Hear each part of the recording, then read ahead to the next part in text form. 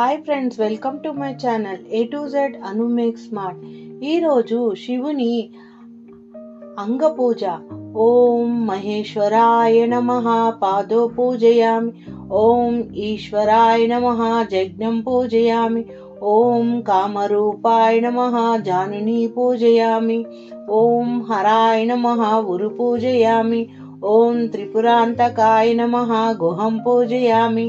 ఓం భవాయ నమః కటిం పూజయామి. ఓం గంగాధరాయ నమః నాభి పూజయామి. ఓం మహాదేవాయ నమః ఉదరం పూజయామి. ఓం పశుపతయే నమః హృదయం పూజయామి. ఓం పినాకినే నమః హస్తం పూజయామి. ఓం శివాయ నమః భుజో పూజయామి. ఓం శితికంఠాయ నమః కంఠం పూజయామి. ఓం విరూపాక్షాయ నమః ముఖ పూజయామి.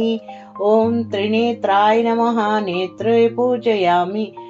ఓం త్రినేత్రాయ నమః నేత్రాణి పూజయామి.